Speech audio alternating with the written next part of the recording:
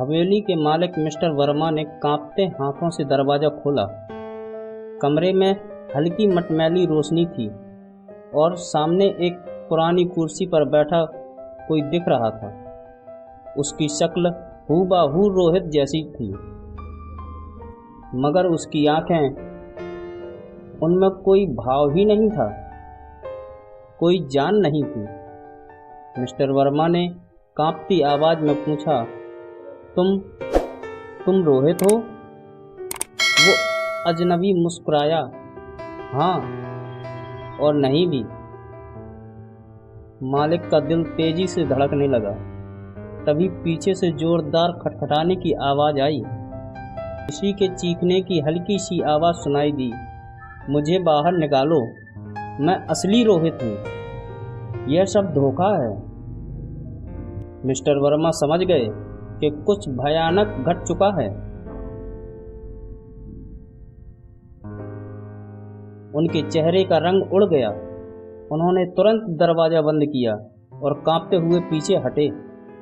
अंदर से अब भी रोहित की चीखें आ रही थीं, मगर कौन सा रोहित असली था?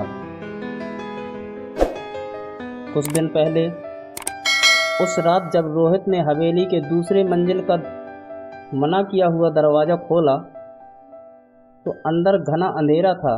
हल्की धूल से भरी रोशनी अंदर के माहौल को और भी डरावना बना रही थी।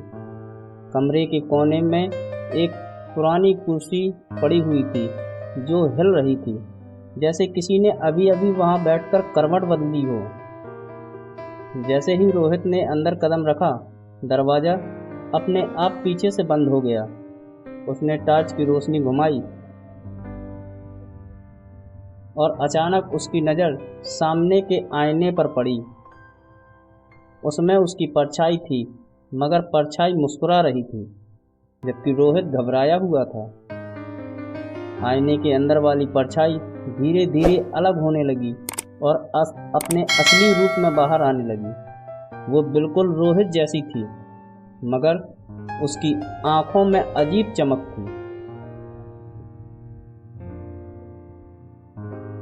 अब मेरी बारी है बाहर जाने की, उस साये ने कहा और रोहित की ओर बढ़ा। रोहित चीखा, लेकिन अब बहुत देर हो चुकी थी। अगले ही पल उसकी पूरी दुनिया अंधेरे में समा गई। वर्तमान में मिस्टर वर्मा ने दरवाज़ा पर मोटा ताला लगा दिया और बड़बड़ाया, यह कमरा किसी को नहीं मिलेगा। हवेली वीरान हो गई। सालों तक कोई वहां नहीं आया,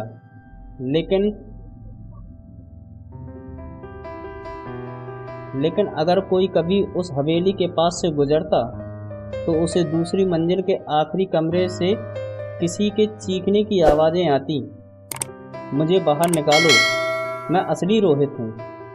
मगर अब कौन यकीन करता, और जो करता वो दोबारा कभी नहीं दिखता। दोस्तों, मेरी एक छोटी सी कहानी आप लोगों को अच्छी लगी हो तो आप मेरे चैनल को सब्सक्राइब करें, लाइक करें और कमेंट्स में ज़रूर बताएं कि क्या आपको मेरी कहानी ये पसंद आई।